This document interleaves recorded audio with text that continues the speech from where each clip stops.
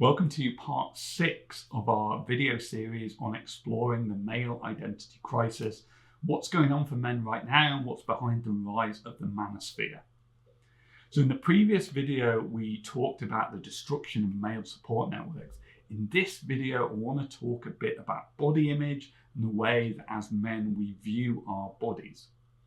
Because there's been a huge amount of attention, and very rightly so, on the unrealistic standards that women are expected to conform to and the toxic effect that that is having on mental health and physical health. But it's also true of men.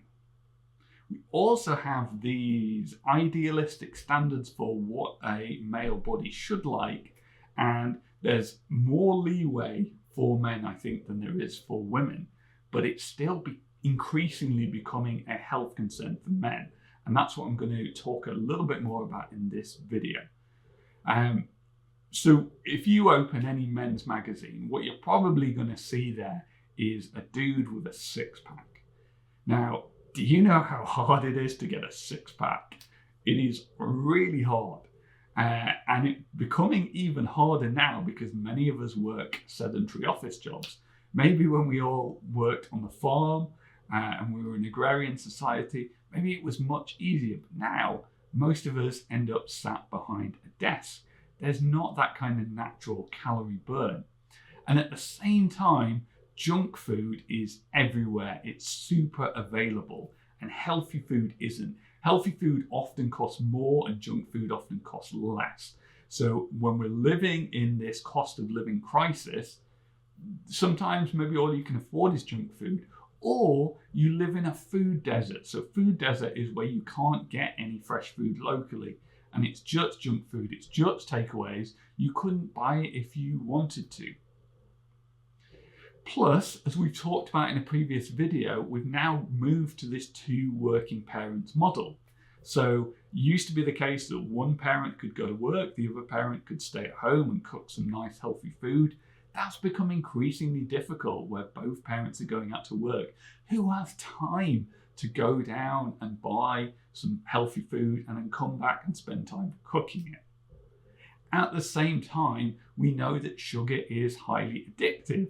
If we look at the definition for a drug, sugar arguably fulfills that. So what we've ended up with is this world where it's really hard to eat healthy, it's really hard to exercise, there is junk food and there is sugar really available. And it's really hard to maintain this kind of, even if we wanted to maintain this kind of really, six-pack traditional male body style, it's incredibly hard to do that. I don't have a 9-to-5, so I have a lot of control over my time. I cook every day, I exercise every day. I don't have a six-pack. I have a bit of a dad bod going on. And I shouldn't care about that. I'm a psychologist, but a little part of me does. But I also think if I've got all of this privilege of being able to structure my time and go out, and I can afford to go down a Tesco and get some fresh veg and whatever else, and I have time to come home and cook it, right? And if I can't do this, then how is anyone else supposed to do this? So what that tells us is that having a body that conforms to the social expectations is a financial luxury. It is a privilege.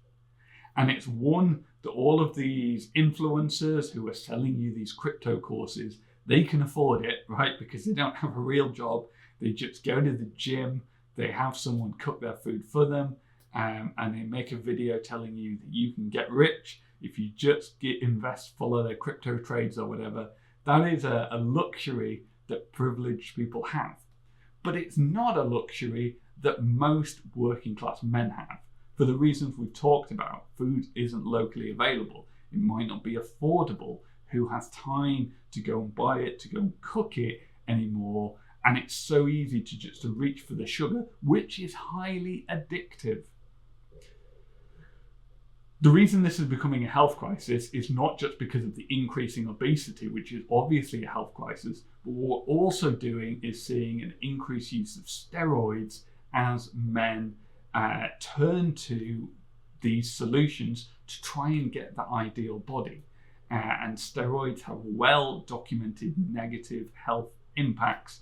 So we've got, on one hand, we've got the obesity problem. On one hand, we've got increasing steroid abuse, all coming from this expectation that a male body needs to be a certain way that hasn't had the same attention, where we've rightly challenged the unrealistic expectations placed on women.